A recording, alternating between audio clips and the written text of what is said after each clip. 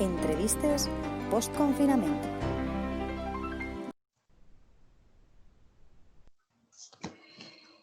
Bona vesprada, amics de la teua ràdio. Benvinguts a aquest espai de la teua ràdio d'entrevistes post-confinament. Avui tenim el plaer de parlar amb Ferran Díaz, que és tècnic de patrimoni. Bona vesprada, Ferran.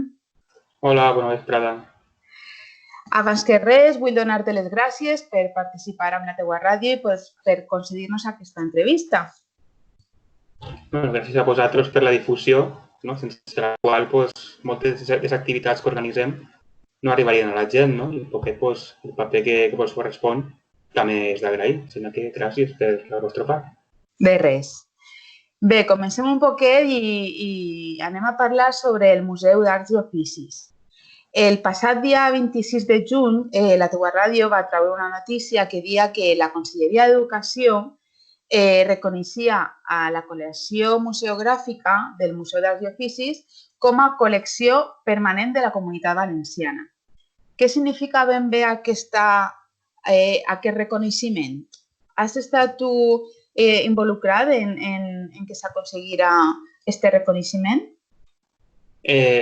Bueno, realment sí. L'artista fa segut l'Ajuntament de Monove, juntament amb el museu, no? Una de les condicions que se van signar quan es va fer el primer conveni entre l'Ajuntament i el museu era que en aquest cas hauria que començar reconeixent la col·lecció i va ser la primera feina administrativa que van fer des de l'Ajuntament. Va començar fa molt temps, fa més de 2 anys, aquestes coses són molt lentes, no? Però després de tant temps, per fi hem obtingut resposta. El cas és que, diguem que a nivell administratiu hi ha 2 tipus de reconeixements. El museu, que és la fase superior, no? Que en aquest cas no complia les condicions, però sí que són col·lecció museogràfica permanent, el que vol dir que és una col·lecció que està oberta al públic i compleix els requisits per ser visitada per la gent, no? A nivell legal, pràcticament és el mateix, perquè diguem que són museus o peces obertes al públic, i el més important és que les peces passen a estar reconeixides, passen a ser patrimoni valencià i tenen un reconeixement i ara un estatus jurídic molt important que abans no tenien. Clar. I de cara al futur, quines conseqüències pot tindre ja que ara que tenim aquest reconeixement? Vull dir, no sé, cara a més subvencions o quin tipus d'activitats se poden fer ara que abans no se podien fer? Primer, bàsicament, podrà accedir a subvencions, no? Una volta entres en el circuit de subvencions, aconsegueixes la primera subvenció, pràcticament ja tens subvencions anuals, no? Subvencions que sempre van lligades a projectes en concret, no són subvencions que ja ens donen el tuntun, sinó que a poc tindrem que anar quartejant els projectes pels pròxims 10-15 anys i a poc intentant complir-los de manera lenta, no?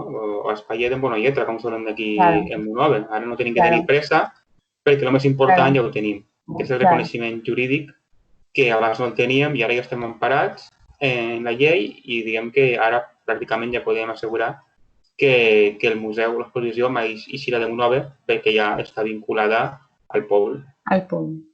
Sí. Teniu alguna activitat així en ment que se podrà fer així ja cara als pròxims cursos? Bueno, és que de moment, saps, la situació actual del Covid no permeteix molta gent. De moment estem anant a lo mínim, a les visites guiades, que per si ara estan encara més limitades a l'aforament, i els actes més interessants, un poc diferents que solen fer, com visites guiades, tas de menjar, tas de vins d'aquí del poble, de moment hem de deixar-ho per més endavant.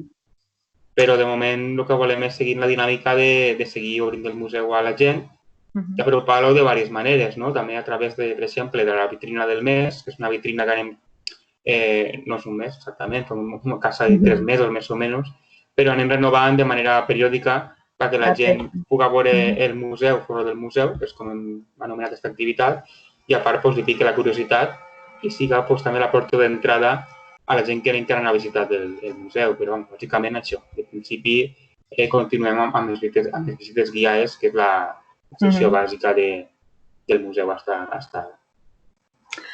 A veure, Ferran, segons va dir el conseller Vicent Marsà en una publicació al Diari Oficial de la Generalitat Valenciana, va dir que aquesta col·lecció reuneix tots els requisits que regulen per a tindre este reconeixement. Tu saps quins requisits són aquests? Els requisits bàsicament són administratius, no? Te demanen tindre un pla d'accessibilitat, te demanen que hi hagi gent dedicada a la custòdia de la col·lecció, te demanen que tinga bons accessos, no? Un bany, bones il·luminacions, però un poquet el bàsic per poder rebre la gent i per tenir la seguretat de l'exposició o no se pot deteriorar. No parla, en aquest cas, res singularment de l'exposició, sinó que se refereix al continent que estigui adaptat a la gent. Però, clar, com tots sabem, el contingut de per si, no? Simplement ja val la pena conèixer-lo, i la gran quantitat de peces fa que no s'hagin pensat, no? Que té una riquesa patrimonial suficient com per ser reconeguda com a patrimoni valencià, en aquest cas com a col·lecció museogràfica. Clar, el passat dia 4 de juliol, com has comentat, se van retomar les visites guiades. Per a aquelles persones que encara no han entrat al museu, explica'ns, a veure, què és? Què poden trobar allí? Bueno, jo el primer que sempre dic, perquè la gent entengui un poc la dimensió del museu, és que en esta visita no podrem veure tot i que segurament vinguin 2, 3, 4 voltes i tampoc ho aconseguirem veure tot.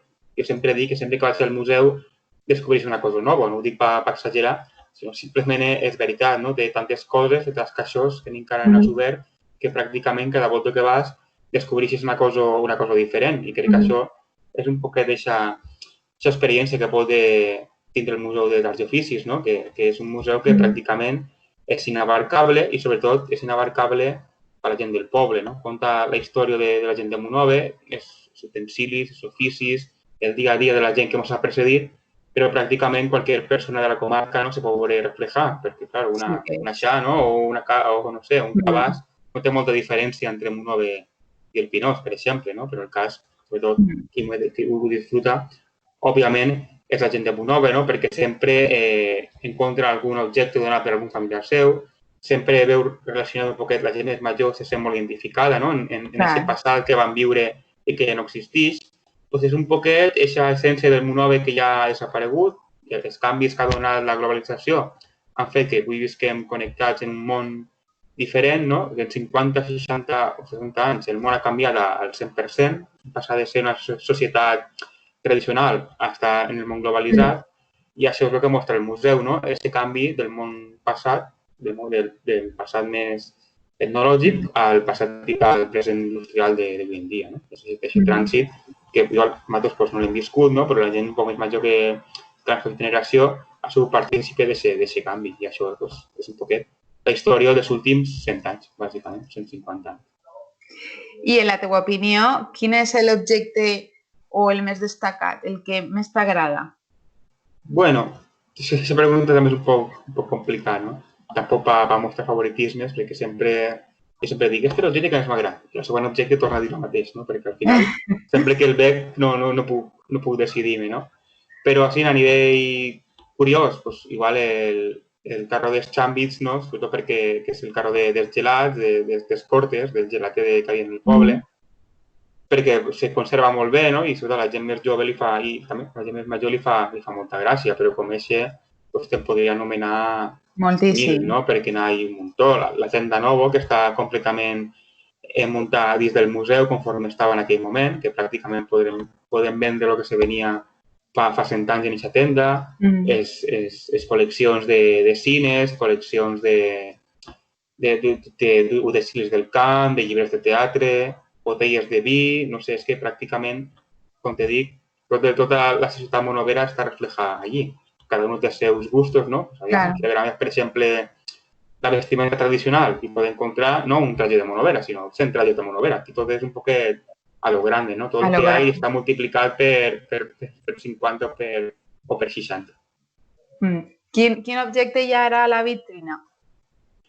Bueno, és que l'objecte de la vitrina no l'hem canviat des del confinament, però és un objecte curiós que fa relació al treball de la pedra. Parlem dels canteros de Monove, que bàsicament el que és l'objecte del museu són les dues maquetes que va fer José María, d'Espicapedrers, però hem fet feina d'arxiu i hem explicat a través de diverses fotos els objectes que estan fabricats, o els monuments, que estan fabricats en pedra de Monove, no? Que encontrem coses molt interessants, com per exemple l'estàtua de Colón de Barcelona, l'edifici de la Telefònica de Madrid, que també és molt conegut, les estàtues de Maestro Nave, de Jaume I, de Velázquez de Sevilla, la catedral de Sevilla, una part important també està feta en pedra de Monove, doncs un poquet piquem la curiositat i expliquem els edificis més importants d'Espanya elaborats en pedra de Monove. Molt bé, molt interessant, Ferran. La gent està responent bé a les visites? Teniu molta gent, encara que l'aforo és més limitat si cap, però la gent està responent bé? I fins quan podem estar reservant visites?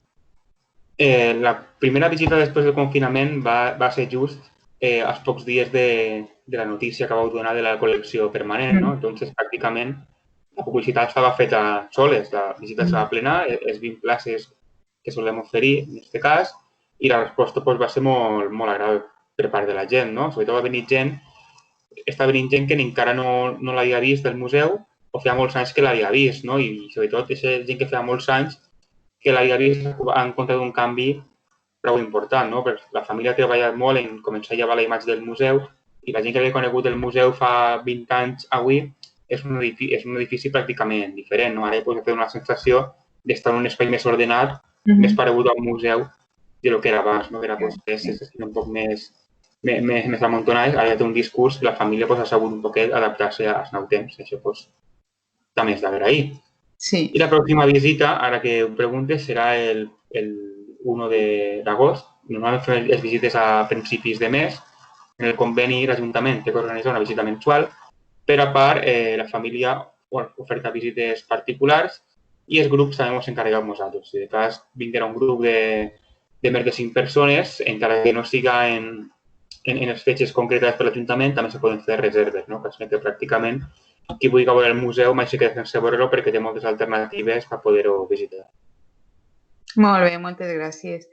I per finalitzar ja, que se me fa molt curtet, Ferran, jo personalment i la teua ràdio penso que també volem agrair la tasca que durant tants anys ha fet José María Román Pita en la col·lecció d'aquest museu.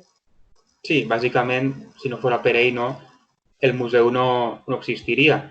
I s'agraeix molt la seva passió altruista pel poble de Monove, no? Ell no era una persona, diguem, que venia del món acadèmic, ell tenia la seva feina, però sí que era una persona molt curiosa i que li agradava molt la història del poble. I va ser d'aquestes persones que va saber veure aquest canvi al món modern que estem comentant, no? Va veure que començaven a la gent a fer-se d'objectes que parlaven dels pares, dels abuelos, però que en aquest present, en aquest moment, no tenia ningú sentit, no? Jo crec que va ser molt avispat de veure que aquestes peces que avui no servien per res, en un futur podien servir per parlar de la història del poble.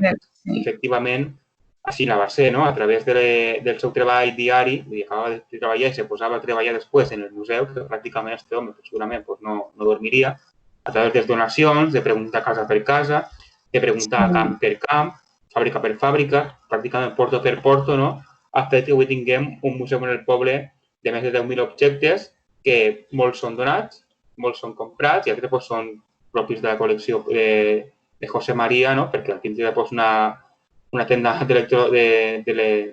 no electrodomèstics, sinó d'arreglos de llum, això també forma part de l'exposició, no? El cas és que, òbviament, si no fos per ell, i coneixent un poc la dinàmica de destrucció que ha tingut el poble de Monove les últimes dècades, no? Pues segurament no tindríem res, perquè si no tinguérem el museu no tindríem història del poble, que és molt d'agrair, evidentment.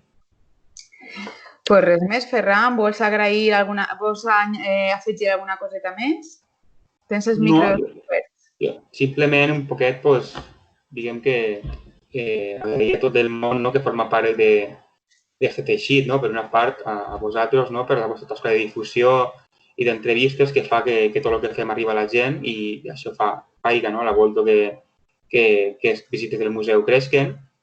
a la família de José María Román, a Luis en concret i el seu fill, que és la persona que més ha apostat pel museu, a part dels seus germans, òbviament, que estan tots a una, i els últims anys s'han involucrat al 100% perquè el projecte siga endavant, no? I un poquet a tota la gent que treballa en la regidoria de patrimoni, en concret pues, a Loren Amat, el regidor, que ho ha cregut des del principi en aquest projecte i entre tots pues, hem aconseguit el primer pas, que és reconèixer la col·lecció.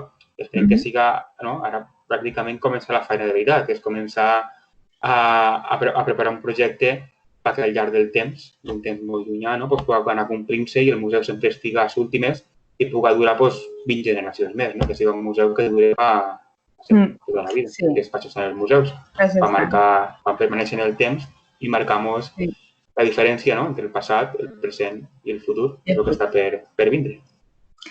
Pues res més, moltíssimes gràcies per la teva participació en aquesta entrevista. Gràcies a vosaltres, res més. Adéu. Adéu. Entrevistes post-confinament. La nova normalitat vista a través de la teua ràdio.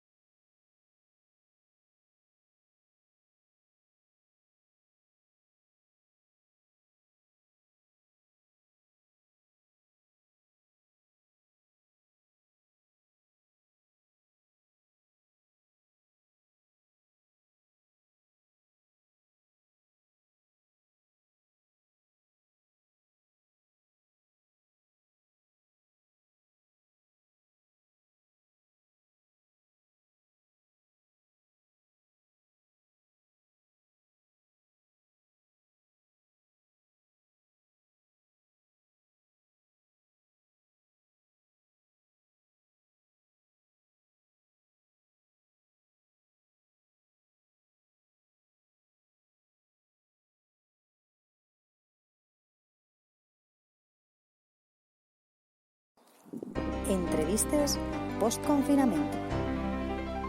La nova normalitat vista a través de la teua ràdio.